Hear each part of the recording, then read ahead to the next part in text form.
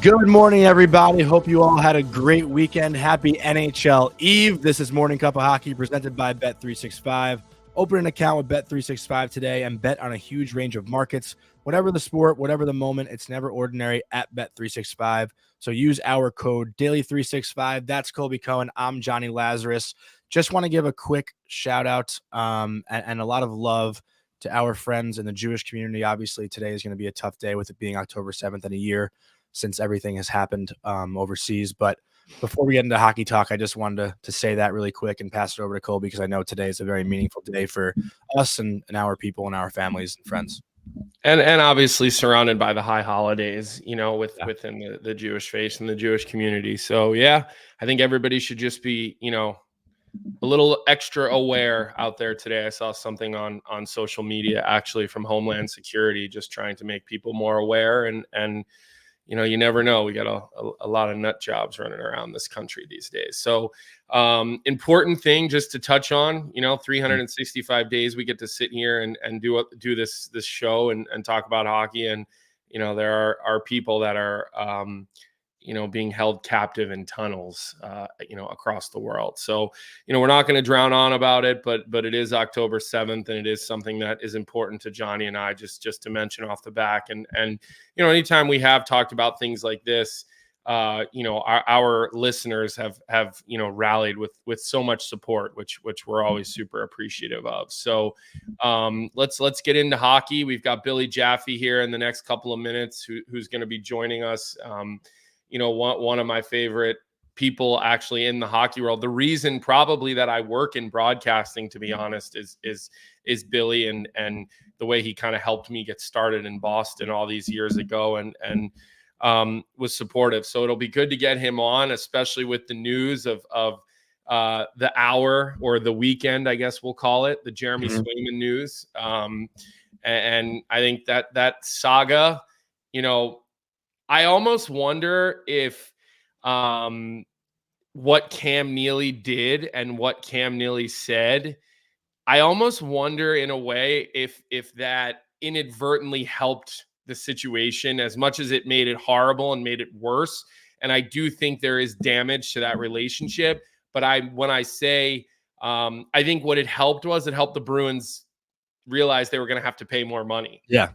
Because from everything that I gathered, and in talking with people very, very close, to both sides of this, that $64 million number that Cam Neely referred to in that press conference, that was the first time the Swayman camp heard 64 million 8x8. I truly believe that. And I think, well, Cam, 64 million reasons not to be here. Well, I could give you 2 million more reasons why he wasn't there that day. And good for Swayman. Like I think the contract was a fair contract for both sides, and I think this ends up being a really team friendly contract. I agree, but I also want to ask you too because I'm not quite sure, and I feel like most people wouldn't be sure how the bonus money works because he got $23 million in bonus money. Like, where does that fit as far as the cap goes? Because how much money can you really give in bonuses without it affecting that, or it has nothing to do with the cap? It really does. I mean, your bonus money gets averaged. So, like, let's say you make $1 million in year one, but $20 million in year 8. And I'm just making it up. Yeah, the numbers all get averaged together into your AAV, right? Some years a player could be making $9 million cash, but their but their cap hit could be $7 million, right? So that's just how teams want to manage their cash flow. And I do know this, that traditionally the Jacobs aren't big signing bonus givers. They don't like doling out big signing bonus checks. They've had to do it a couple of times with their more. Yeah, I mean, 23 million is not nothing at all. Like, I mean, no, I know. Yeah, it's huge. But I think that was a huge win for the Swayman camp. And I think Louis Gross did a phenomenal job of making sure he got, big chunks. The biggest thing signing bonus money does, Jonny, it's almost a little bit of lockout protection because let's say there is a lockout, right? Let's say their CBA talks don't go that well and there's a lockout at some point. You want to make sure that your bonus money, you got lots of bonus money, that's protected within these lockouts. Salary is not protected, but bonus money is. And that's not right up front? Not always. No, you could have signing bonus every season. Look, in my rookie contract, my signing bonus, I took six checks over 3 years. Right? I was getting one check in October and one check in April, divided literally 6 of those I got over the course of 3 years, just to sort of spread it out, make sure, I didn't spend it all in one place type of thing. So every year, it could be July 1, it could be October 1, it could really be whenever you can get a signing bonus, and they can bake that in and give that to you. But again, it gives you lots of signing bonus money, gives you some lockout protection if you are to get into that situation.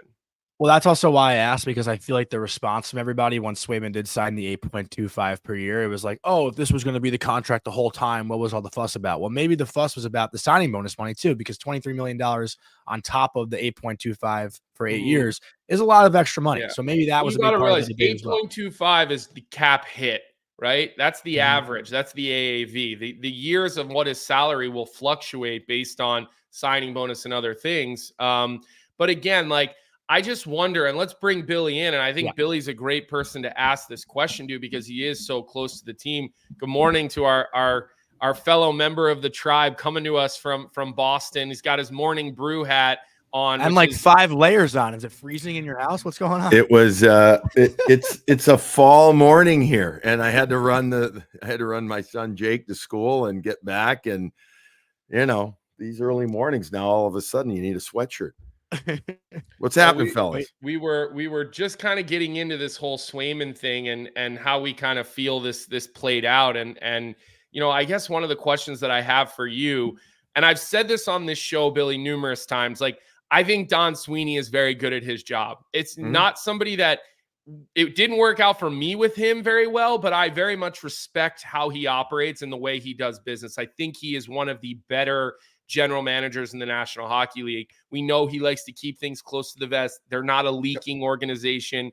We know what Cam Neely did was not Don Sweeney's choice by any stretch of an imagination. My question for you is I think Swayman and Don Sweeney can shake hands and move on, but does the Cam Neely, Jeremy Swayman, clash? Does that linger? Are you concerned about that at all? I'm not. I get the question, but I'm not. Swayman's nickname is Bulldog, right? And he's intense. He is incredibly intense, and I would say that Cam Neely is a pretty damn intense guy too. And I think that the intensity of both of them is probably, and I'm sitting here with you guys, or outside the locker room, so to speak, or outside the meeting rooms. So this is just me kind of, pontificating here. I think that that's something that maybe they respect about each other. Maybe you don't like it in the moment. It's like you're playing against some guy who kicks your ass, right, with a big hit or a cheap shot somewhere, and you might not like it, but when they all said and done at the end of the game, you're like, okay, I get it, right? It's part of the game, and maybe this is part of the negotiation. We get, as the outsiders looking in, we have the ability to make all these assumptions or these scenarios, and we truly don't know. We might hear things here and there, but we're not in those rooms with those guys at those moments. And so, Cam came out, made a statement. Was it the catalyst to getting it done? I think you can make an argument. It seems like it. Do we really know that it was? I don't know. I mean, was it were we just working towards this day? Because I'm sure you guys have already discussed it, or last week as well, Monday at 5:00, right? That was it. Not that was it, but that was a major mark, a major watershed moment for both these guys. So maybe this was just it. The Bruins started here. I'm doing hand signals. I should recognize it. I'm here. And Swayman camp started there, and they worked their way to the middle. I will tell you this, and you guys know this incredibly well. Winning will cure whatever rift there is. And by the way, Colby, I should just let you know, as soon as we started this, literally as soon as we said Cooper hello, came in, didn't he? Cooper came right in. He's sitting right over there, gazing over at the computer right now. So Johnny Cooper's our golden retriever. So I kind of put that one together. Yeah, he's locked in right now. Yeah. Well, Billy, it is great to see you. Always great to have you on here. Great to see you again. I haven't seen you since the conference final, but kind of building off of what you said about us not knowing, and everyone can kind of assume things and whatnot. I don't know if you caught it over the weekend, but I watched that docuseries on Amazon, NHL Face Off. Did you see the Swayman episode? I didn't. I was at a youth hockey rink all weekend, but I know what you're talking about. I read about it. Yes. Yeah. I mean, it was pretty wild. Like, it was a crazy in-depth, experience for NHL fans to be able to have, that like one-on-one look at Swayman going through the playoffs with the contract in the back of his mind. And I'm sitting there watching it on Friday, knowing that there's been no discussion about the number still, no agreement. And I'm thinking now, after watching that, you know what, maybe Swayman is out of there. So for Bruins fans, obviously this is a huge thing to fix and to now have complete and not worry about anymore. But, there was a real moment in time, Friday, Saturday, where I'm watching that, and Swayman was under the impression in the playoffs last year that this could be his last game as a Bruin. So I don't really have a question, but again, you're talking an emotional comment. I get it. No, Johnny talking about emotional comments. Shocker. I mean, it's not abnormal. Think about negotiations that you guys have been through, whether it's with hockey or something else. I mean, we go through it, and internally you have stuff. Well, most of our negotiations, in theory, at least I hope, aren't as public, right, as this. And so therefore you still have those feelings. You still have things that, are going on. And I'm sure you express them to somebody. I know I've had talks with guys in my business that have been going through stuff, and you know what I mean? But you do, but it's just not as public. So he obviously, he had some comments and feelings, and, what do we, opportunity for everybody to learn from it. I know it's, again, cliche 101, but winning's yours, and grow from it, learn from it. And sometimes it takes some of this stuff to get to the end line. It just does sometimes. Yeah. And the pressure to me is more now than even last year, because now that he has this big contract, he has to live up to it. He has to. Hey, no doubt. And I know, so Ilya Sorokin's contract, which is the exact numbers, this, right? 8 times 825. Sorokin is starting to earn it this year. He signed it last year. Right. But when he's eligible, and last year he did not have a good year. Is that correlation to the contract or not? I have no idea. That's probably because the team sucks. I was going to say, I mean, but he didn't have a great year either. Put Johnny's first shot at the Islanders on the board. It only took us to Monday of week 2. I actually think they might be better this year, Cole. I think they might be better. I think so too. So the last thing I want to say about Swayman, Billy, and then I do want to ask you a couple other questions, because I do have some other thoughts about this. Is I ultimately think this was a good deal for both parties. I think if Jeremy Swayman wanted to get more money, he would have had to take in a short-term deal and played more games, and then maybe he became that $10 million goalie. But good for him. He got $2 million more than Cam Neely said, which I personally think is funny, because I didn't like what Cam did. Although we did say the same thing you said, Billy. Maybe Cam's comments really was like the nail, or it poured the, spilled the tea kettle over and made everyone go, holy shit, okay, we need to do this. So I think it's going to be a good deal for everyone. I think 3 years from now, we're going to be like, wow, that's a team-friendly deal. That's just my opinion on it. Well, that would be, I mean, if that's, you're saying that's a team-friendly deal, it's the best scenario in the world. Yeah. Because it means that he's playing beautifully, the team is thrilled, and the Bruins are doing well. Yeah. Right? I mean, that's it. You talk about Don Sweeney and the Bruins, and I think Don does a great job. I do. I mean, you look at who he's brought in, you look at who he's retained, you look at his ability to sign players at compensatory, I think, are very fair market value. Always. Again, I'm never sure overpays.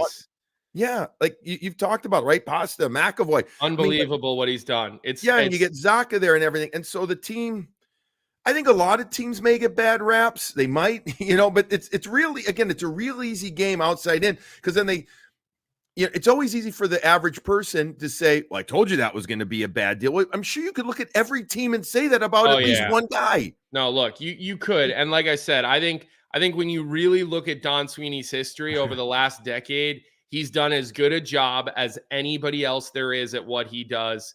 I remember all those $6 million contracts for all those guys, Billy, 5 and 6 years ago, and other people were starting to get $8 million a year. He was getting, Marshy and Bergie and all those guys done in the sixes. And so, hey, give the guy a lot of credit. Now, having said that, I am going to ask you this question. Did he overpay for Nikita Zadorov? And the reason I'm asking you that is because, I think there was a little recency bias in his playoff performance, but Sure. I don't look at him as a $5 million really top four type of player. That's a lot of money for your third pair. Who knows where he fits in? I think Mason Lohrei could be a little bit of what kind of second season is he going to have? But let me ask you, because you're on the front lines with Zadorov and with Elias Lindholm. Are you feeling comfortable and are you feeling good about those two contracts as we inch our way towards opening night? I'm feeling good about them now. Can we do this show in 3 years and we can talk about it and have crystal ball? And I don't have that. So listen, you go shopping on Rodeo Drive or, whatever, you're going to pay premium prices. I know you like your clothes, Colb. So I know you like them. So if you go out certain places and you don't go looking for deals, right? You don't go to Filene's. It's and that's an old. I don't think Filene's basement still exists. I know. I said that's an old. Johnny definitely doesn't know what that is. I'd love to be a part of the inside joke. No, but if July 1, most contracts are going to be overpaid a little bit. They're going to pay more than you want to. I don't disagree. Nikita Zadorov had an excellent playoff. He did. He showed himself beautifully. But he also, and along with, I call him E. Lindholm because we have an H. Lindholm, but Elias Lindholm, they got, I'm guessing give or take, they got what they were going to get on the open market from somebody else. And they both wanted to be here, and they both, and the team needed these guys. They needed their positions to be filled. Is it a little more? We're going to find out. Could it be? Absolutely. But Zadorov rounds out a defense that now, in theory, on paper, is more intimidating, deeper, and it has a feel to it that says, okay, because this team might be looking for goals early on, where are they going to manufacture some of their goals? With Swayman, back in the fold, now they're going to really try and shore up that D and be tougher to play against at the more important time of the year. I don't know how it's going to look early on in this season, Cole. The last few games in preseason with different teams on the ice, they've had a hard time generating offense. Marchand really hasn't played. They've had their team kind of together, kind of one game, blah, blah, blah, all that stuff. Preseason's preseason. With all that said, in theory, this team should be, with a guy like Zadorov, harder to play against come the most important time, playoff time. I'm happy you said that, because one thing I really wanted to bring up with concerns about this Boston Bruins team is the lack of scoring from their blue line. And I think that's why Zadorov, Colby, which I would disagree with you, is a big ad. I was looking at it last night and I texted my buddy Jazz, who's a researcher for TNT and pulls up all the stats. He does an awesome job. And last year, Boston finished 10th fewest goals by defensemen with only 31 and the 6th fewest amount of points with 151. So Boston, to what Billy was saying step here, up, Johnny, good numbers, valid and important. Who, and this isn't pop quiz time, so don't get all sweaty and everything, but rhetorically asking, who went from scoring a ton of points the previous year? Tampa went home. Right. Now, the Zadorov, let's see. I don't know if we'll see what happens tomorrow night, but I think when it's all said and done, Zadorov plays more with Andrew Peeke. I just think, and that provides a real bullish third pair that kills penalties, it ends periods, that's out there when it's 6-on-5, that type of thing. But at times you can massage it and can move the pairs around. I hope, if you're a Bruins fan, listener, watcher, that Hampus Lindholm, maybe he doesn't elevate to 55 points, but he elevates to 45 to 50. He gets back up there, and he has a year from 2 years ago when he was the guy. 53 points 2 years ago, plus 49. Right. Yeah. Insane. Look, I watched a lot of Bruins hockey last year looking after some of my good friends, and Lindholm, the puck was not his friend last year. It seemed to me like he fought the puck all year. And you're right. he goes to another level. And then, like, I think Mason Lohrei's ceiling is I mean, he's got a big ceiling, that kid. But, you know, we've also seen guys that come in as a first year, they have a little success in a smaller window, and then they struggle a little bit as a sophomore or in their first full season. So, like, I wonder how much they manage that. And Parker Wotherspoon, look, give that guy a lot of credit. When he played last year, he was very serviceable on that third pair. Like, he's a great seventh, you know, second option. Yeah, and this is probably, you're absolutely right. This is probably a little too much in the weeds, but also they brought in this kid, Billy Sweezy. Yeah. I don't know. He had to clear waivers to go down to the American League to Providence, but I think they have a number 8, 7, 8, another guy like a Wotherspoon. Now Parker can play both left and right. As a lefty, he can play both left and right. I don't know if Billy can, but Billy has been very effective in preseason, very physical. And my point is their depth is there. With regard to their D crew, with everybody being healthy, their top 7 is stout. It really is. It's stout. Like, you know, if Charlie's game can elevate a little, McAvoy, you know, we're ready to see him take it to, you know, we know he's a top guy, but I'm talking star status. Yeah, get him there. Hampus Lindholm, it will have a major impact on this team. Yeah. I think his play will either one way or the other. And then, yes, Mason Lohrei, confidence off the chart, offensive instincts, very high level. Now, can he be a little more physical and can be a little more difficult to play against in his own zone? That's so, and I kind of like his pair with Carlo. You know, I mean, in theory, you look at that and you're like, all right, you got a guy. Carlo had his best year last year. I like Carlo. He's the nicest guy on the planet. I've always said that I think he's always been a little underappreciated because he's not a big numbers guy. He doesn't put up a lot of points. But even going back to the Butchie and Kevin Dean days back there, and I think Bruce Cassidy used to kind of get on him a little bit, and I think Kevin Dean used to kind of have to go the other way and try to prop him up a little bit. So, look, in theory, this is a big, intimidating, heavy D-core, whether you have these 6 in or you have 7 and 8 playing, which we do know you need 7 or 8 defensemen during a year. In theory, Jeremy Swayman will be protected and have good help in front of him. And Jonas Korpisalo is better than people think. Now, I don't know what he gets back to, but he's going to be working with Bob Essenza, Bob. Who's unbelievable. Special coach, goalie coach. You know, to survive like he has, the tenure that he has is amazing. Everybody that works with him just talks about his ability to communicate and read the play or read that player needs. And, you know, I think Korpisalo, if you get him to that 30 to 35 game type of guy, perfect. You're really happy. And you're like, wait a second, we have another really good goalie tandem. They might not hug it out after each win, but they do something else. Like, you know what I mean? Like this could be really, I just think that people are writing him off, and maybe you can clip this in 2 years from now and be like, yeah, I think Korpisalo, who's been pretty darn good in preseason when he's been in there, I think is going to be a wonderful number 2. I just do with this team. And there might be time early on here. We don't know when Swayman will start, you know, his first game. We've got comments in the chat right now, Billy, from some of our loyal, followers of the show. Bob Essenza was my favorite Jets goalie of all time. We got another one. I remember when Bob Essenza played.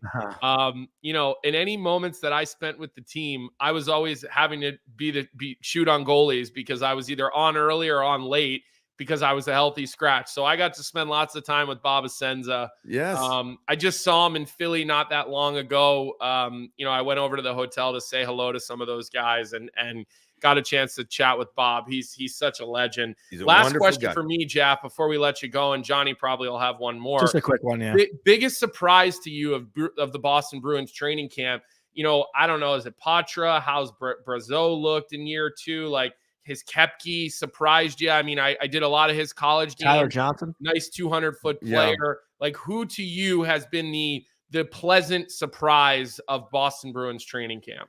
All of those, I'd lean more towards TJ, towards Tyler, meaning we know what he had. Cole Kepke, I know him, but I don't know him, right? Mm-hmm. But to me, it's Mark Kastelik. He's been, he is going to be a fan favorite. He's gonna be, and he's what the doctor ordered.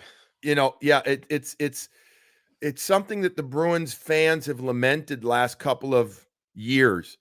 Where has our identity gone, right? Where has our the Merlot line? Where's the Merlot line? Right. Where's our big bad Bruins? And so Mark is a type of player who, and we were talking about it, with the Ottawa Senators last year that were not a good team. You always heard his name. Like he was doing something, he was doing his role. He couldn't score as much for them. He doesn't have, you know what I mean? Like he's not that guy, but he's a shit disturber, but in a big dude too. And he's out there doing it regularly in preseason. And he's not forcing it. He's natural at it. And so the players come to him because he's in those areas. And so to me, he's been an incredibly pleasant surprise in the sense of, I felt like this was great. They brought, and this team has gotten so much bigger bottom six wise, but I wanted to see it, and now I've seen it, and I'll call him a pleasant surprise. Those other players, I think Cole Koepke, because we don't know about the status of Matthew Poitras right now, unsure. Shoulder?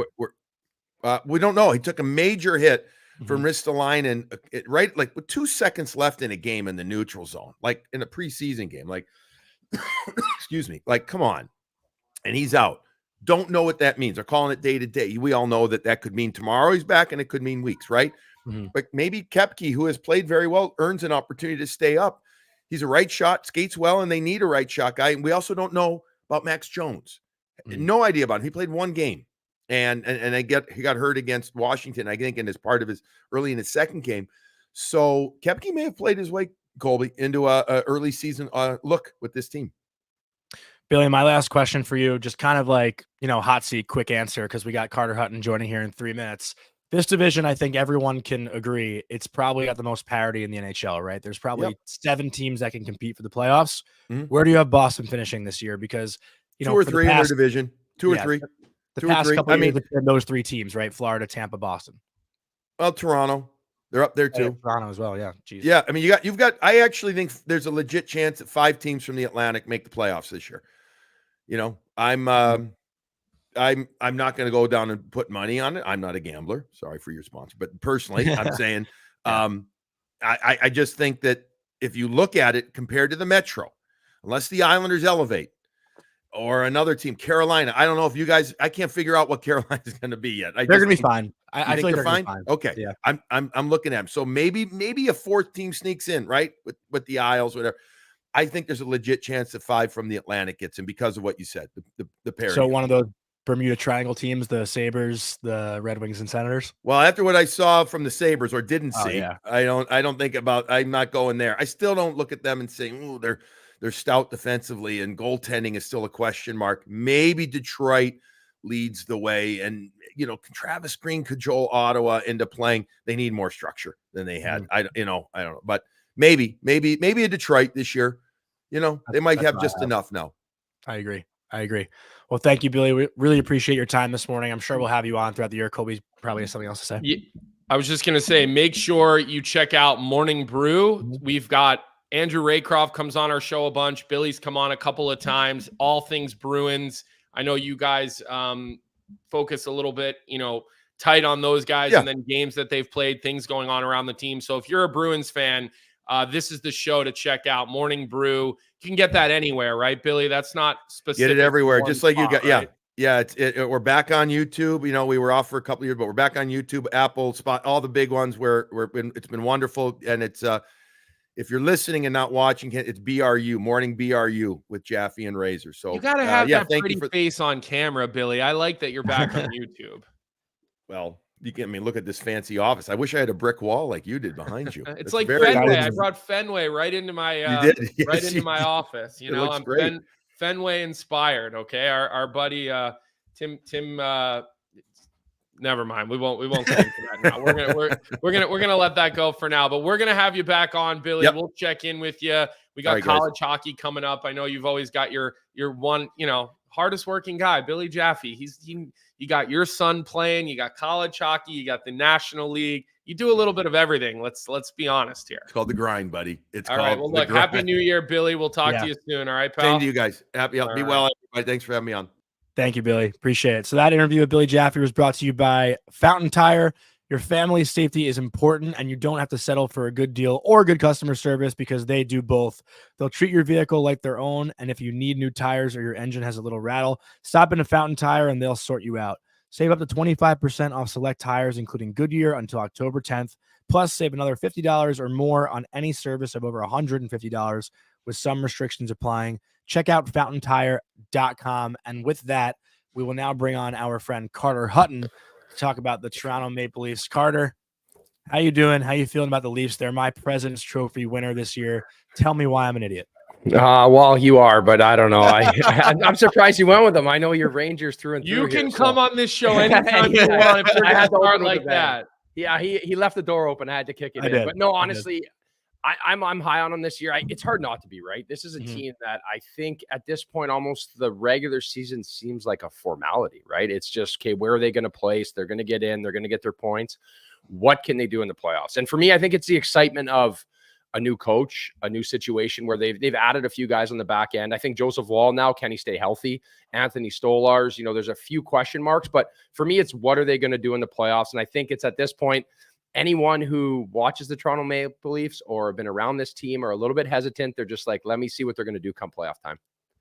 What is going on with Jake McCabe? What is his status? And should we expect to see him back sooner, later, opening night? I believe opening night. I think for him, this is just a management thing too. Jake played. I spent 3 years with him in Buffalo. This guy's a warrior. Trust me. If there's anything that's going to hold, like an absolute beast, this is a guy you want on your team. He was a leader in our locker room, and I think for him, this is just trying to set himself up for success, right? And again, I also think that this team is at a point now with their maturity and where guys are at. They're going to make sure that they're ready to go at the right time. So I feel like this is more maintenance than anything. But again, you never know what's going on behind the scenes. Sometimes we try to get as much info as we can, but it's tricky, right? They keep things pretty tight sealed when it comes to injuries nowadays. I'm sure you watched the game last night, but I saw a clip. I didn't tune in at all, but I saw the goal that Laurent scored last night. A heavy shift from the Leafs. I actually sent it to Vic, and I was like, who's that team in blue? I don't recognize them. But does this team feel a little bit heavier? We know they got heavier on the back end, adding OEL and adding Tanev. But even up front, like, is Ryan Reeves going to play every game? Like, he was scratched a lot last year. What does this team look like as far as being heavy? I do like that size on that line too. Laurent is a guy that, obviously it's weird watching the way the NHL works, right? A guy that's on a Stanley Cup winning team and now he's fighting on a PTO to try to get a contract and get his feet in the door. But, having that experience, and I think for Revo last year, again, this is a guy that's probably exceeded expectations in his career, right? I played with Ryan, great guy, kind of was limited to that fighting role, but he's found his identity. And I think last year, the struggles he had early getting scratched from the lineup, he kind of went back to work, right? And when he got a chance to play again and get back in the lineup, he played much better. So I would assume he's going to use that, especially in the situation where he is in Toronto and what his role is. I like that heavy line, but again, it gets to a point when it comes playoff time, is that a line you're going to rely on? Because you're going to need scoring. They're going to be playing against faster players. So I think it's finding that right fit. And I think right now for Camp in the middle, it helps them. But at the same time, they're going to generate offense. And this is a team that, for them, if they can get pucks in and generate a little bit of chaos in the offensive zone, maybe create an icing, and then get the big dogs out there, that's all you can really expect from them in a limited role. And also, when you do get Pacioretty signed, he is as heavy of Max Pacioretty. I think the value with him is that there's not a lot of players who play like him anymore. You don't have a lot of guys that score goals that are big, heavy power forwards. But the thing with Max is, like, when Max is healthy, he's also got the skill to back up the power, to back up the heaviness. Not a guy that I really got along with on the ice, but always respected, because you don't like playing against a guy like that. He puts a lot of pressure on guys down below the dots, down below the hash marks. He's mean in front of the net. He's not afraid to drop his gloves if he has to. He's been a leader on teams, although, there's been mixed reviews about some of those leadership qualities, I will say. So once you sign him, I think that adds another level of heaviness. And then I look around the lineup, like, is this the year where Matthew Nyes has to, like, take that big step and really establish himself as like his second full year? Well, no, he's going into his third year now, I believe, not his second full year. Second full. So, I guess then, what do you expect to see from him? Am I unfair thinking like it's time to be consistent? Because I think he had his ups and downs last year. I don't think you are. Like I think for him, especially his skill set with his size, especially where he's going to be playing. If he's playing with Austin Matthews and Mitch Marner, this is a chance for him to really exceed, right? And get in and use his body and his size. And he is a guy that I could see kind of playing a little bit, almost like, not to compare him to, not for Johnny here, but like a Chris Kreider, right? A big body that can get to the net, create some chaos and like score some goals. He has the skill set. But I also think where you're coming from saying, his expectations, because he came out with such a skill set, like fitted for the NHL, right? He stepped right in right away, used his body, where I think sometimes we've just come now to accept the fact that these young kids are so good, right? And they step in right away and they can make an impact. And for him, it's on that physical side. So the opportunity to be with Matthews and Mitch Marner and to have a chance to play in that role is going to be huge. But I also think for me, the takeaway this year is what can Craig Berube do with these top guys that they know they're going to get their points. They know Nylander's locked up, right? Which I think is a great situation. Marner, obviously there's that elephant in the room, the contract stuff. But I always think of these situations. Yes, when you remember when Barry Trotz went to Washington and he got the guys to buy in to play a better brand of hockey. And that's what I hope for and what I feel with Craig Berube coming here is maybe getting these guys to understand that you don't need your point nights. You don't need that. We need to play the right way to try to make this a winning culture. And I'm hoping that will do. And I think Matthew Knies is going to be perfect because he's still in that young superstardom role where it's going to be harder to tame guys like Matthews and Marner and Nylander, guys that have used to being the superstar now in Toronto for a long time. Well, the culture word is interesting too. And we just talked to Billy Jaffe about it because, obviously I think a lot of people watched the docuseries over the weekend. I'm not sure if you caught it. Did you see any of it? So yeah, I'm into it. I'm like 3 episodes in. I got kids. I can't just sit and watch, all day. But I keep telling him, he's like, have you watched it? I'm like, dude, I got soccer practice. We got music class. Like, I got myself in front of the TV for 12 hours melting while I'm eating my edibles, I got a chopped cheese sandwich. I got chips and queso, and I sat on my couch all fucking day Friday and watched that thing. But, the biggest thing with the Leafs from watching that, I mean, this is obvious too over the past couple of years, is that word accountability, right? Like, the whole clip that everyone talked about last year when Willie Nylander says, like, stop fucking crying, bro, stop bitching, whatever. That wasn't even at Marner. That was at Matthews. Yeah. So, I think there's this whole accountability. They gave him the C.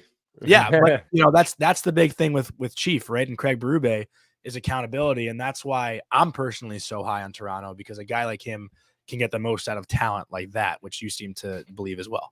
Yeah, and I think Craig's going to be a guy, like I played for Chief. He was our assistant when I was in St. Louis, which is a different relationship with assistant coach versus head coach. You guys understand that. But I also think he's a guy that's going to nip stuff like that in the butt. And I think you add in a guy like Tanev, you add in some guys that have some leadership, OEL just winning a Stanley Cup. Jake McCabe is a big leader. There's a lot of guys there that I think are leaders as well, right, with these superstars that they have. But I also think a little FU match on the bench isn't the end of the world either. I've had numerous times where we've come in and we used to have I had a coach in junior that always used to talk about like a 24-hour rule, right? So if say you get in a match or you're mad or something happens after a game, an FU match with a player, if you show up to the rink the next day and you still have a problem, okay, now we have an issue, right? Because in the moment things get heated. Like it is a competitive game and everybody involved in it have that edge. So I don't see that necessarily as a bad thing. I think it just gets blown up because it's in a fishbowl, right? Toronto, anything that goes on, it blows up. But I also think with Craig Berube, he's also going to enjoy that kind of stuff, right? This guy wants these guys to go to war. He wants them to be competitive. So I think just getting them and having Chief channel that in the right direction is going to make this Toronto Maple Leafs team more dangerous. Because from the past, what I see from Sheldon Keefe, I think he was too much of a player's coach. He was letting them just kind of run the table and do whatever. Not that he wasn't a great coach, but I think Chief has more of a no bullshit kind of mentality. No, I feel that too. And, when it comes to blowing things out of proportion, I'm definitely one of those people as well. That's okay. Kobe knows that. We're on this side of it. We're supposed to. Exactly. And I know we're talking Leafs right now, but we have a great question in the chat for you.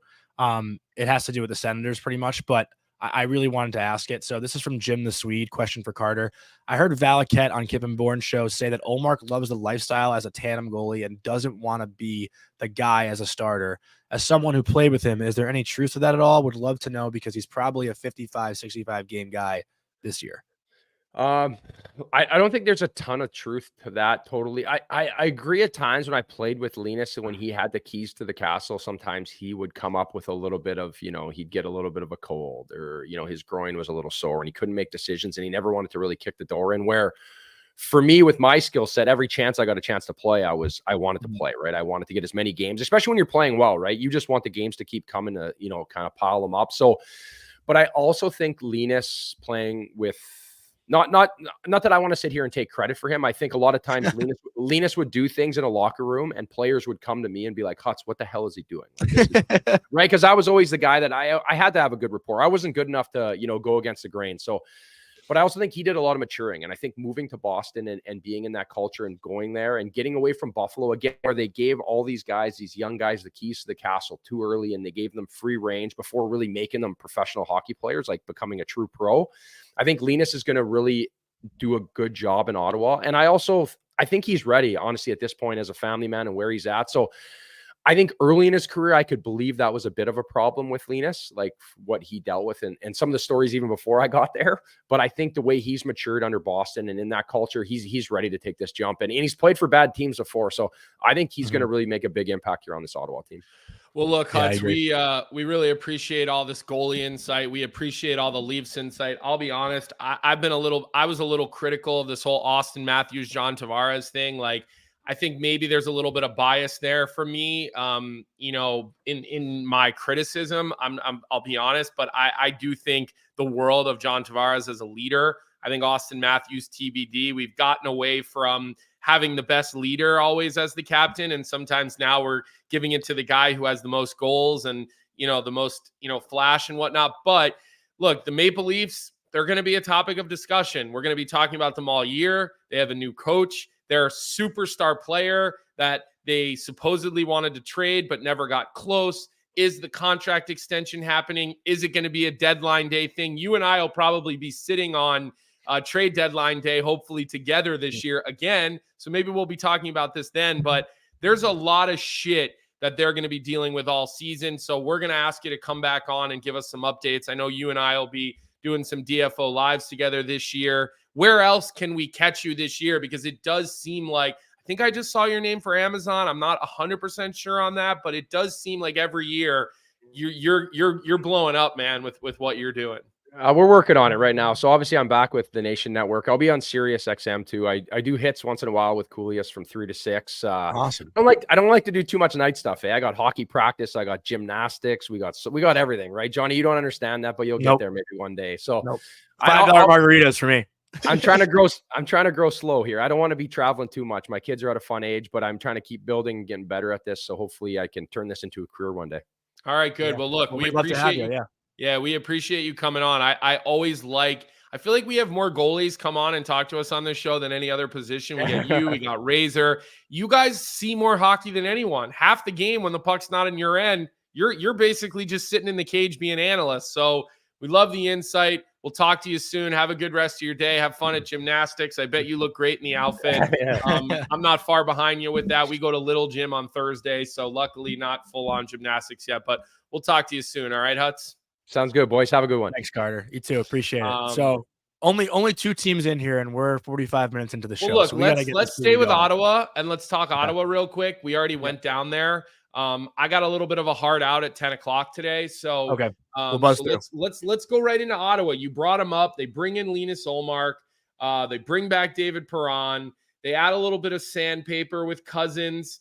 I think Amadio brings a little winning pedigree from Vegas, and he's been a reliable kind of middle of the lineup type of guy. So, you like that they added a little bit of sandpaper to this lineup because we already know about Pinto and Kachuk and Giroux, and we're going to get a full season of Pinto this year. Like, I think Pinto is a candidate for sort of like a massive breakout year. And I know you love hearing that because he's your boy, but I do think he is a candidate to have a big time season. And now Ottawa has a goaltender that is not necessarily going to hopefully be letting in those deflating soft types of goals. And so maybe this is finally the year this team, again, I'm not saying they're a playoff team, but they should improve from what they were last year. Yeah, I still think, they're going to finish 6th. Like, that's where I have them. I just don't see them finishing above maybe Detroit. I have a little bit higher than the others, but I still don't see them cracking that top 5 and making the playoffs. And I thought it last year, and a big reason why they didn't last year is a guy like Tim Stützle, who, went from 39 goals in 2022-23 to 18 goals last year. Like, his production really went down. Brady Tkachuk, there's no concern about. To me, he's one of the best captains in the whole game. Like you said, I think Ullmark will be super strong. And like Carter said, he's played on weak defensive teams before and has put up good numbers. But here's actually an interesting stat that I wanted to read out too, which actually flips my brain and makes me think Ottawa could be really good. A big concern with them is health. But I was talking to my friend Ross Leviton with the Locked On Senators podcast. They do a great job covering Ottawa. And with all 3 centers in the lineup, that's Stützle, Norris, and Pinto, like throughout their career, the Senators are 24, 11, and 3. They've only played 38 games together of a possible 258 games because of injuries and because of the suspension. That's pretty crazy. They only played 38 games with 3 healthy centers in the past, basically 2 to 3, even 4 seasons. So if Ottawa is able to stay healthy, they have those 3 guys in the lineup, like, they have Ullmark and net. Maybe they can do it. But to me, the biggest weakness here is outside of Jake Sanderson, I am not impressed with their blue line at all. Yeah, Like, I just don't think their blue line's good. Vic, I don't know if you have their blue line. I'll read it out. They're currently sitting with Sanderson, Zub, Shabbat, Jensen, Tyler Klevin, and Carter. I don't know how to say his last name, but he's their new draft. He's that new draft pick that made the team. We'll see how long that lasts. A lot of times they give these guys a little bit of an audition. It's not necessarily. This is where that whole you can't play. I think every NHL team should get like 1 or 2 exceptions for first round picks, maybe. So this way they don't have to go back to junior and create. Kevin Korchinski, and I know I'm going off topic here. He was the Blackhawks kid. He just got sent to the minors this year, right?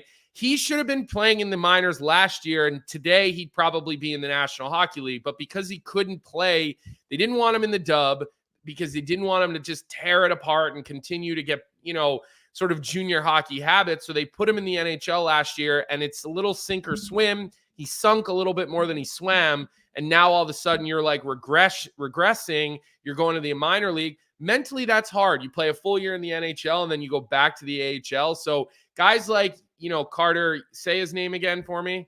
Yakimchuk. It'd be great if he could play in the American Hockey League. Like, it's supposed to be a development league. So, I think NHL teams should be given an exception for a first round pick to play in the American League as an underager. And maybe with this whole NCAA, CHL, they're going to have to change the rules on all of these things. Maybe that'll come up. We're going to have the commissioner of the USHL on our show this week. And I also heard from some people in USA Hockey about this whole OHL, CHL, NCAA new vote that might be happening this week, where major junior guys might be able to play college hockey like starting next season. So we're going to have some people on later in the week to talk about that. Like I said, the commissioner of the USHL told me he would come on. He's very educated on this because his league is directly affected. So we won't go too far down. Yes, let's stay back on topic. Ottawa playoff team, yes or no? No, they're not a playoff team. I agree. Let's move on to Florida. Let's start from the top again. Okay, let's go Florida back to Panthers. the big boys. Do you expect to see the Florida Panthers back in the Stanley Cup final? That's the first question I'm asking you. Not in the Stanley Cup final, no, but they'll be a playoff team too. I have them finishing second in the division, but a big thing for Florida for me is their identity. I mean, they lose a couple guys that have built that identity over the past couple of years, and those guys are Brandon Montour, Ryan Lomberg, Nick Cousins, and then like the 2 guys, Alvarez Larson and Tarasenko, who are, more recent additions, but still the Montour. No, let me just tell you the Montour, Lomberg, Cousins losses. And, this is coming from a guy who's actually spent a lot of time in the Panthers locker room the last 2 years. I covered the Stanley Cup final in 2023, and I got to talk to them a lot last year. Those 3 guys are the fucking guys who keep that room light. They're pranksters. They're fun, and they play their balls off. They are, the rats that the Panthers have been called the past couple of years. I think those 3 are like a huge loss just to the identity of this team. I'm not concerned about like the performance and the work ethic of the Florida Panthers, but those little locker room losses might go a long way. I really do believe that. 100%. And you look at their bottom 6 and you look, kind of at their decor, but start with the bottom 6. It's going to be up. Sam Miskevich, former first round pick from Michigan. He's going to have a better season. AJ Greer, who's been a journeyman, Took him a while to get to the NHL. He broke in Boston. He ends up playing in Calgary a little bit. They bring in Boquist, who's brothers with what's his brother's name? Adam Boquist, the defenseman. Yeah. So you got the brothers. But look, you look at the back end and you're like, okay, if Nico Mikkola can have another season like he did last year, and Dmitry Kulikov can also have another season like he had last year, you've got a solid back end. But this team does not. It's not like the Edmonton Oilers that scream they're going back to the Stanley Cup. I agree. I'm looking at them as a playoff team. I'm looking at them as a team that could even get off to a slow start and have to claw their way into like a wild card situation. This is going to be a really, really good division this year. I don't think, you're going to have a lot of nights off, because I do think a team like Ottawa is going to push a little bit more. I still have no faith in Buffalo. They gave us no reason to have faith in them the way they played over the last week at the Global Series. But I do think they're a playoff team. I do think they're going to be hurting like every other team that won. You start getting picked apart. Look at every other team that won. 2 years in a row also. I mean, 2 years. 2 long runs. But look, we'll see what Matthew Tkachuk can do. We'll see what Barkov can do. Again, we'll see if some of those young guys step up. Yeah. Now let's go into Tampa Bay, who is never a sexy team in the regular season. We never talk about Tampa, I feel like, in those 82 games, just because we know what they've been, we know what they are, and we feel like they'll make the playoffs every year. This year, I feel like they'll be talked about more just because of the departure of Steven Stamkos and the addition of Jake Gensel. I actually have Jake Gensel as my Rocket Richard winner this year. He's never scored 50 goals in his career, but playing on a line with Kucherov and being on the number 1 power play in the NHL last year, I think Gensel's going to pop off. I really do. Very confident in that. And I think Andrei Vasilevsky will have a strong bounce back year. This lineup looks different than years past. It's not the Tampa Bay Lightning that we saw go to 3 straight Stanley Cup finals, but I have them in the playoffs. I have them finishing 3rd. I don't see them missing it. And to me, it's just because, they're big boys, right? Kucherov, Point, Hedman. Throw that forward group back up on the screen for a second. Here's what I'm going to say. You bring in Cam Atkinson on a bargain deal, and I still think he's a guy that has game. I think he'll have a good season. Go back to the forwards, Vic. Thank you. But here's my issue, right? You look at this roster, like there's good players. I like Paul on the 3rd line. I think Sheary's been a good 3rd liner. Your boy Michael, Mitchell Chaffee. He's found his way into this league and cemented himself as a bottom 6 forward. He'll come on the show. Phenomenal power penalty kill guy, phenomenal face-off guy. But I don't see a lot of sandpaper in this lineup, right? So I worry about this forward group in a playoff. I disagree. Hagel, Cirelli, Point, that's all sandpaper. Yeah, but again, maybe not size. Maybe not size. There's just, to me, again, look, you know how I feel about Braden Point. Yeah. I'm putting him on any all-star team. To me, that guy is such a valuable hockey player. What he does, he's so much better than your boy Lafreniere. It's not even close. But I've never debated that. It's not even close. But I don't know. I just don't. Are they heavy enough and big and strong enough to get through a playoff series? Is that forward group going to wear down the Boston Bruins decor? I don't see it. Probably right? Not. I don't see it. So probably playoff not. Team, yes. Goaltender, yes. Coach, yes. Top end, absolutely. I don't know though. I'm always high on them going into the playoffs because I think they can flip switches. I think this is the year where I'm not as high on them to go and do that in the playoffs this year. Now they'll make changes though. They will. Yeah. They'll make changes. So where do you have them finishing? Top 4? Hold on, I'm reading a text message that pertains to you. So you tell me where you think, and then I'll read the text message. Is it from Cheese? I have it at 3. It is not from Cheese. Here's my question for you. Okay. You? Why do you think Gensel's going to get 50 if he couldn't get 50 playing with Sidney Crosby? I just think Kucherov right now is at such a peak of his game. He had 144 points last year, 100 assists. I mean, Braden Point's putting up 50 goals year after year. You're saying Gensel can't do that? I don't know. I think it's a question. It's a text message. Scored 40 twice. G just texted me. He wanted me to hit you with it. All right. Well, Grinelli bet me last year that Hampus Lindholm will have more points than Keandre Miller, and Lindholm had 3 fucking goals. So who ended up with more points? Miller. How many more? I don't know the exact number, but Miller won that bet. Okay. All right. So G can suck it. But yeah, I have Gensel. I mean, you're going to argue that Tampa's wasn't the best power play last year, that Braden Point hasn't scored 45 to 50 goals the last couple years. Like, you don't think Gensel can do that? I mean, look, I think it's reasonable. I do. Yeah. I think it's reasonable. So you're taking my side. I think it's reasonable. I'm never taking your side, but I think it's reasonable. All right, well, let's move on. Let's go to the Detroit Red Wings, because this is actually a team I think will make the playoffs this year. I think they had the magic last year. They did choke in the end, but stop fucking smiling. You're making me like lose focus. A full season of Patrick Kane, 47 points in 50 games last year. Cam Talbot, like a sneaky good year in LA, not the best year, but sneaky decent. One thing that I think will be an issue, though, is their blue line. I'm not too confident in their D and their bottom six, but their top six, I think, has a ton of skill. They have no issue scoring goals. They finished 9th last year at 3.35 Wait per a second. game. You're out on Eric Gustafsson? You were praising him to me all year last year. All year. Eric Gustafsson plays on the third, is going to play on the third pair. I praised Eric Gustafsson when Fox was out. After that, all year you texted me, you're wrong. This guy's going to be great for us. Lie. Look at what he's doing. I mean, you were calling him the second coming of Jesus Christ. Okay. And also, I kept telling you. Wait, G just texted me. That backfired. Yeah. So all I'm telling you is I told you all year, Eric Gustafsson, great guy, got some skill. He's not going to help you in the playoffs. And all year you were on the Gus bus. You were drinking that Kool-Aid. And what happened, Johnny? Yeah. But now you're out on him. I was out on him once Fox came back in the lineup. He just took Fox's spot, and he looked good when Fox was hurt last year.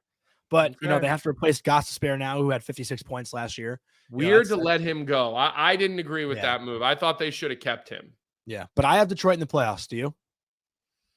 Let's be quick because we got to get to these next two teams quickly. No, I do not have Detroit in the playoffs. I still back end goaltending. I don't trust it.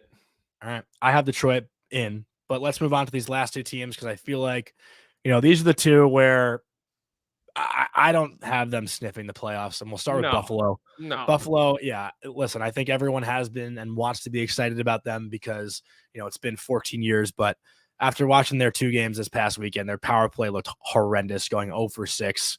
You know, they just looked really sloppy. They don't have also like one thing to note about Buffalo. They only have like 6 guys locked up long-term. Like that's it. Like their whole team basically is a UFA or an RFA either this year or next year. So this team has a lot of work to do as far as it goes with building it. I don't think Buffalo is going to be that exciting this year. And maybe the Jeff Skinner buyout is more important than we thought. I actually wanted to give a shout out. I don't know if Vic just put it up because I wasn't looking at the screen, but a friend of mine named Dwayne, who is probably the biggest Buffalo Sabres fan I know, has given us an update on where Sabres fans are at. Vic, if you can please put that up on the screen, I'd love to read that. So this is from my buddy Dwayne. Being a Sabres fan is like being tied to a chair in a dark and damp room and being forced to listen to the Meow Mix jingle on a loop for 8 months. And I couldn't agree more. It must be miserable being a Buffalo Sabres fan, and I feel bad for all of them, especially my buddy Dwayne. But I have Buffalo finishing 8th. Where do you have them finishing? I think that's the spot. I think they're going to be slugging it out for a basement spot. And you know, you can look at their back end, and you know, I like Connor Clifton. I love the way he played in Boston. Mm-hmm. I really did. I liked him when he was at Quinnipiac. I think Bowen Byram. He laid me out at QPAC, by the way. Cut across the middle, and he fucking decked me. He had a lot of those types of hits, and he played that way in Boston too, right? Look, I don't watch Buffalo that often. I'll be honest; they've not given me a reason to watch them. But you know, as Jim the Swede just hit us in the chat, Kevin Adams just has done such an average job since he's taken over. Like, it's just been one average decision after another. You know, they really have not been able to get it done. You know, I don't know. Like, maybe they needed to go get Patrick Kane and try to drag some other free agents with Patrick Kane. Like, you see that DeBrincat-Kane relationship and how those two guys are kind of chasing each other all over and whatnot. But I think Kevin Adams, it was a weird hire to me in the beginning because Kevin Adams went from like a business role in the organization, and then they make the change, and then all of a sudden they just pull the guy who wasn't in hockey ops over to running the team. Like, that seems like a little bit of a weird decision by ownership. But Jim the Swede, Buffalo's finishing 10th out of 8. People are certainly going to question the hell out of hiring Lindy Ruff when, you know, they're not starting well. Look, I don't think it's time to panic, but you also, you know, look, you look at their back panicking end, for 14 years. They do have some talent. Like, But all those guys need to go to the next level. Like Owen Power needs to go to the next level. You know what you're getting out of Samuelson. You know what you're getting out of Clifton. Byram is going to get top 4 minutes, first time in his career. If he can stay healthy, we're really going to learn how good he is. Okay. And then again, Dahlin, Power, like those guys need to elevate. That's really the strength of this team. And then I was joking with you off air, like, I don't know if Devin Levi's an NHL goalie. Well, look, he played in the American League last year. He had great numbers. He's going to probably have sort of a, I don't know, maybe a 60-40 type of split with UPL, who kind of established himself last year. But is he going to continue to do that this year? I thought Levi was better over the weekend, but like you know how I am. I'm kind of a wait and see person. Like, I don't like to make rash decisions. So like, I want to give UPL the first quarter of the season. I want to give Devin Levi the first quarter of the season. But early returns, I don't know. I really don't know. And John Goyens just made a comment in the chat. And I know this is, completely to do. He's probably watching on a little bit of a delay right now, but he's very delayed. Who's going to replace Stammer on the power play? Like in talking about Tampa Bay and Gensel's goals, having a bomb of a one-timer and having a massive one-timer, which not every team has, the amount of attention that draws to a penalty kill meeting on game day opens everybody else up. So Agreed. I think, again, when it comes to Kucherov and how crafty he's been and how many assists he's had, not having that big one-time threat, that's going to change the look of things. I know points great in the bumper roll, but no one's worried now about that big hammer on the other side, which lets you condense your penalty kill. So again, I know we're going back to Tampa, but that was a good comment by John Goyens, who studies more film and who looks at these things technically and analytically as well as anybody does. So let's finish with our boys in Montreal.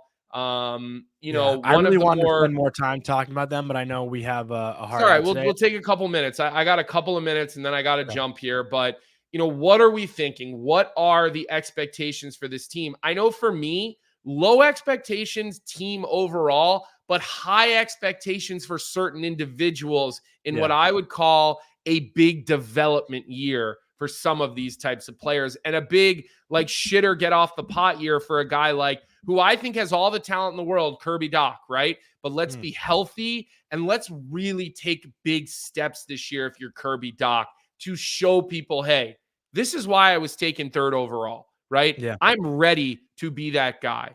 And I'd say the same thing about Slavkovsky, who really came on last year. I'd say the same thing about Cole Caulfield. He's going to have all the good karma that one could ever have for him this year, changing his number to 13. Love the move. But I'm really focused on those 3 forwards in particular, Johnny, to determine what I think about the Montreal Canadiens overall season. No, I fully agree. And that's something I had written down in my notes too. And there was a lot of talk last year, the last 30 games of the season, that first line of Nick Suzuki, Juraj Slavkovsky, and Cole Caulfield. Suzuki had 16 goals, 13 assists, 29 points in the last 30 games. Slavkovsky had 10 goals, 16 assists, 26 points. And Caulfield had 11 goals, 13 assists, 24 points. They really turned it on, in that last 30-game span of the season. I mean, they were one of the more exciting lines in the NHL to watch. But to me, like, this is a team that, like you said, Colby, they'll improve, but they won't stiff the playoffs. I don't believe in Sam Montembeault, but like, when will Caden Primo take over that net too? Because I feel like, he's been in line to do that. He hasn't grabbed it. He hasn't grabbed it. He hasn't grabbed it. He's been given opportunities. And look, I would think it's hard as a goalie to grab the reins when you don't have a great team in front of you, like as a goalie, right? They probably want to protect guys from that. I think the Flyers were worried about that with Carter Hart, and I think that stunted Carter Hart's development in Philadelphia, pre all the, the legal issues and, which has found him outside of the NHL, but that is difficult. Now, look, no Patrick Line, and then you have David Reinbacher, who's going to be out for a while as well, which is a total shame. So they are missing some pretty key pieces, right? They're Patrick certainly Lane. Missing. What'd you say? I'm Patrick Lane. Yeah. You know who I'm talking about. Were you thinking Kane and just like, well, look, here's a question mark. And I know you've got Lane Hudson. Yeah. In your Calder top 3, right? Yeah. He's not my winner, but yeah, I have him high up there. You have him in your top 3. Yeah. over the 82. Look, we know what Lane can do with the puck. I mean, this guy is incredible with the puck. For him, the development is going to come without the puck. It's going to come, on puck retrievals. It's going to come on, guys leaning on him defensively, or guys starting to realize like, hey, you cannot play Lane Hutson without a good angle. If you go straight on at Lane Hutson, he is going to make you miss. He's going to Allen Iverson cross you over and put you on a not top 10 highlight for the rest of your life if you go at him straight. NHL players are good. NHL players are going to figure it out.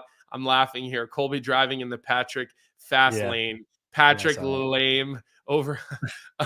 Everybody's on me for that. Hey, I deserve it on that one. But that's a big question. Like, is Lane Hutson going to stay in the National Hockey League all season? Is it going to be some ups and downs? Marty St. Louis is the perfect coach for a guy like him. Yeah, I fully agree. And, one thing I also wanted to mention was their power play and penalty kill, the special teams. I know John Goyens mentioned their power play, but their special teams were horrendous. I'm hoping that Lane Hutson will quarterback that first unit. Right now, I think it's Matheson in the spot, but their power play last year finished 27th at 17.5%, and their PK was at 76.5%, which finished 24th. So their special teams did not help them at all. Obviously you need special teams, you need goaltending to be good in this league, and they didn't really have either. So that's a big concern for Montreal. One other thing, and I'm going to ask you, Colby, because you're kind of I don't want to say like a Rempe hater, but I'm not a Rempe hater. No, but is Arbor Jackeye becoming, or is now the villain of the NHL? Because I feel like he's told Matt Rempe to hold his beer this preseason.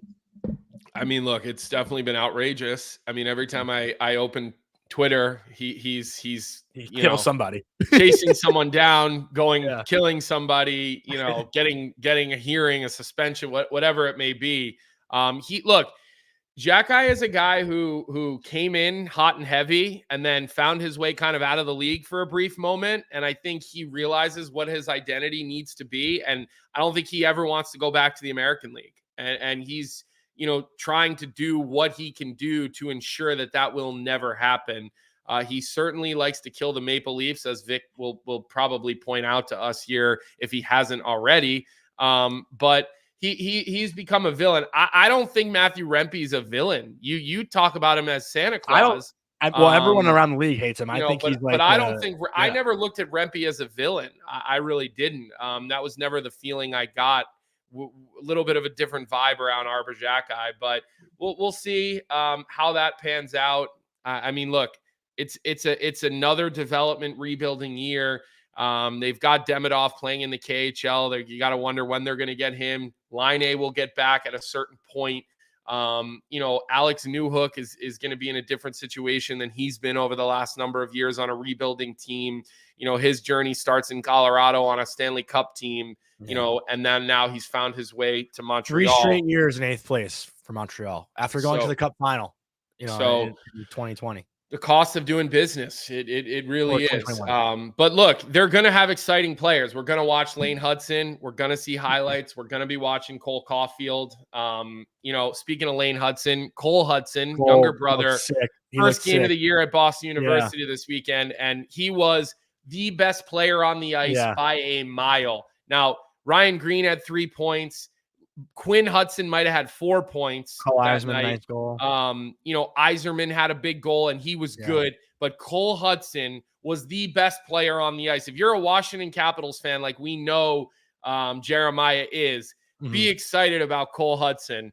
I mean, doesn't go about it the same way as Lane, but man, is he dynamic. Like some of the plays that he made in that game, I was like, holy shit. The little stutter step on his goal was so nice. Ice in his veins, man. These kids on the point, it's crazy. So his post-game comments are really funny too. He was like talking about I think Zetterberg's Selly. He's like, yeah, that was stupid. Like just like chirped it, but then like mocked it.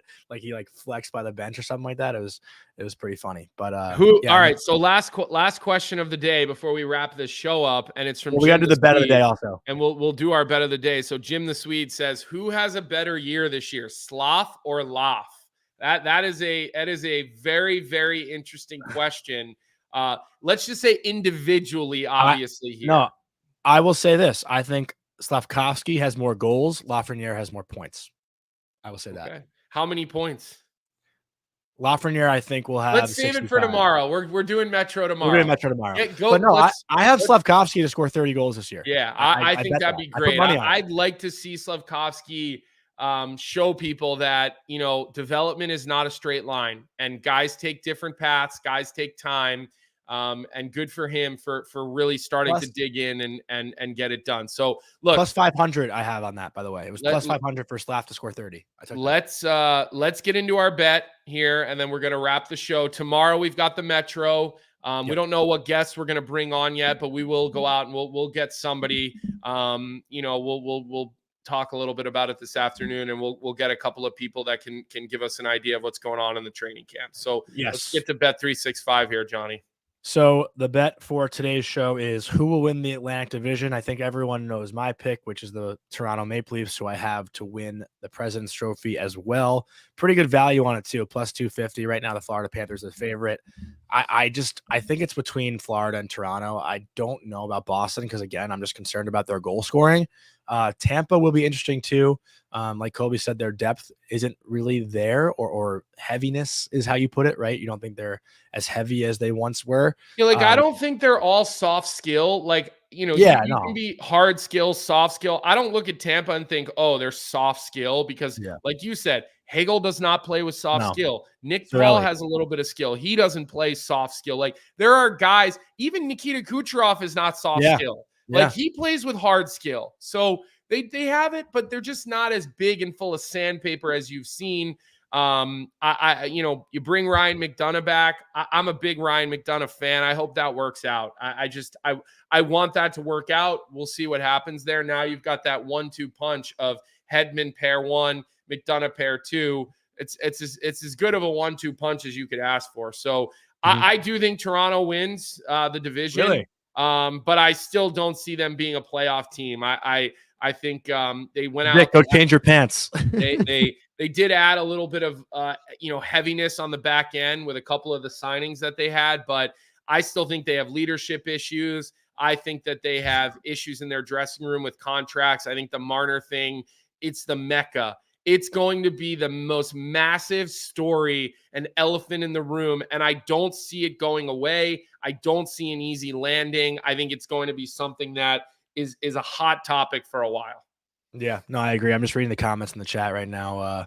Some pretty fun stuff. D. Elliott, the Leafs can get the offense to play a 200-foot game. They'll win the Atlantic. So, I think people are kind of agreeing with us, which, I feel like every year someone says Leafs year, Leafs year, Leafs year. But I think just that new coach bump with Craig Berube, it's a real thing.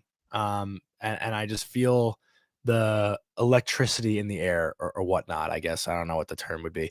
All right. Well, look. Yeah. Let's wrap it up. I know you got places to go. Before we wrap, we love all you guys. We appreciate you. Don't forget to like this episode. If you haven't liked it, throw a like on the episode, leave some comments. Look, we do check the comments. All right. When they're reasonable comments, we try to address them the next day. We try to even respond.